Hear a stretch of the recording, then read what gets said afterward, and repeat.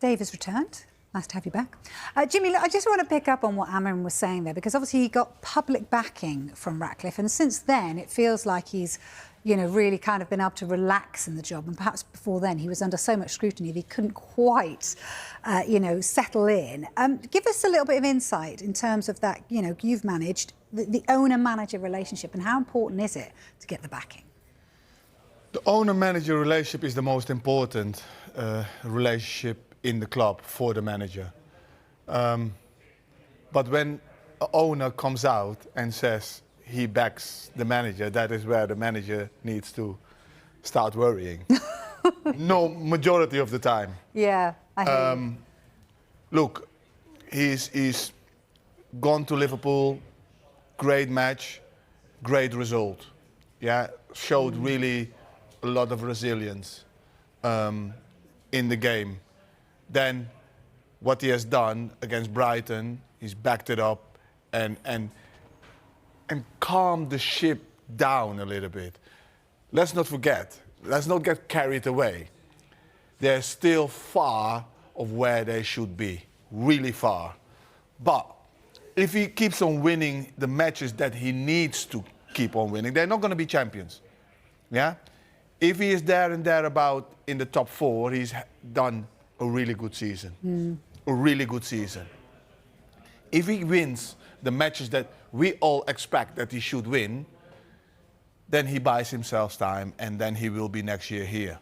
But he can't lose against teams like Brighton at home, Everton away, Everton at home.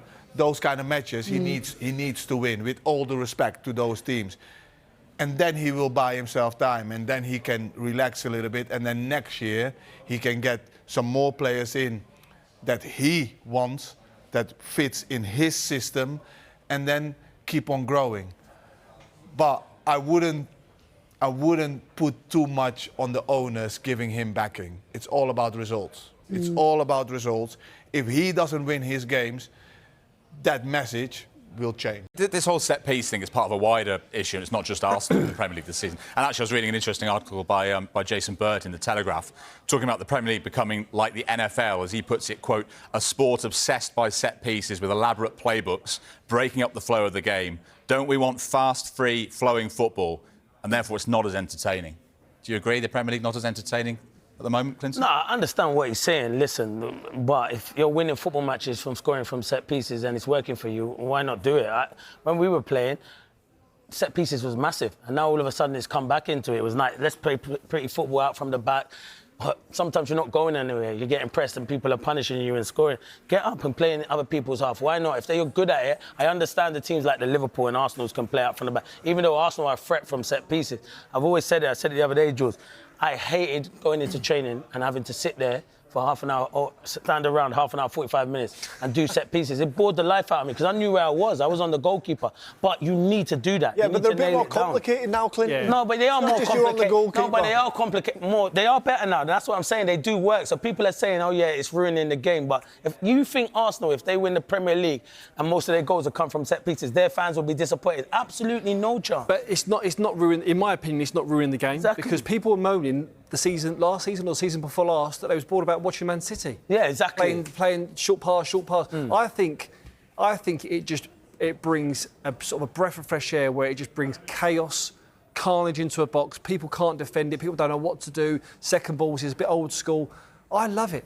I'm all for it. I'm not saying like every team has to do it. I'm not saying right. So if for instance, if Brighton haven't got someone that can throw the ball launch the ball into the box, don't do it. Do you know what I mean, don't throw it and embarrass yourself, and it is like a wimp throw that just goes like 10 yards. I mean, only do it if you've got the artillery to do it. You know who would have been good in this day and age? Oh, Rory's the lad, brilliant, unbelievable, because he could throw it. But Stoke were good at it. You know when you're going to play against Stoke and you're playing against the top teams, they're not going to try and play out football at the back. Tony Pulis didn't want to do that. He had it right all along, Tony Pulis. Yeah, of course he did. He knew what he was doing, so fair enough. I know we have to move with the times and stuff, but if you're winning football matches, I'm doing it that way. I kind of get it. Like, listen, we're sitting there and we're watching it and we want to see the football out from the back and stuff like that. But City's right. Everyone, when Man City did it, everyone was moaning and saying, "Oh, it's boring. It's the same thing." But they're winning football matches. You have to find a way out to win games. It suits Brentford and the likes of Tottenham and Arsenal at the minute, and they're winning football matches. Mazza loved set pieces because that head, you should get your head on feet, didn't you? I didn't have to run. and just not taking them. But I think his energy, his work rate, his desire is what you need to be a Man United player. And yeah, I did say it, and I was a little bit unsure. But I think what he's shown is he belongs there. You know, there's been obviously Cunha coming in, great to see him get his goal, and but he's been consistent with his performances. I think that's the main thing. And if you're consistently getting the right positions, getting chances, you know, you will score. What was it, 20 goals last season he scored for Brentford, and now he started. When you're a forward, you score goals. You enjoy scoring goals, and that feeling keeps going. And that's why you see players going on streaks. You know, going on streaks of scoring 8, 9, 10, 11 goals in a bounce. When then maybe when they don't score for a few games, and his confidence is very high at the minute. And hopefully that continues, because you know he's been certainly the best signing for Man United this season.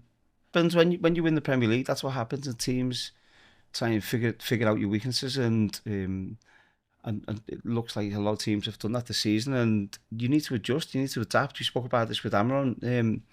You need to adapt, and you need to be ready for teams maybe trying something a little bit different against you. And Liverpool haven't figured it out yet. So and also it goes back to the confidence again. Man United have found the confidence to help them kick on, and Liverpool are in a bad place at the minute. And when that happens, I can't explain it. It's so difficult. You don't know. You don't know how to get out of it. You can see the goal, and then straight away you're thinking, "Oh, where we go again." It's such a hard thing to get out of. The best thing is to simplify things. I think for each player, the manager, simplify the performance, simplify what you're doing, and normally, if you've got better players, you win the game. But it's not that easy. Slot has mentioned, as Kay said, about the fact that his team are weak to set pieces, and he's saying it in interviews outwardly.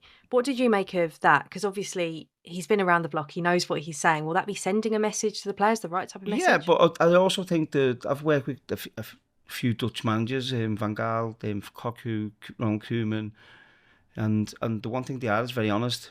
And I think what he's saying to the media is what he'd be saying to the players. And set pieces are massive in the game, obviously, but I'm sure that the work, and I'm probably doing more work than I've done on set pieces.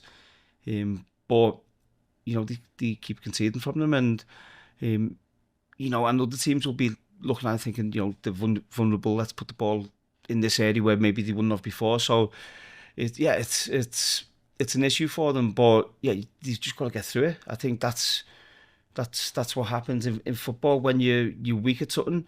Teams try and make the most of that, but you've got to try and get through it any way possible. Get through it, and it'll be starting with one game. The next game, let's not concede from set piece. Let's not get done with long balls, and you have to bring everything back. And I know it's a cliche, but back to basics. You have to bring everything back, and then you can start building again to try and improve after that.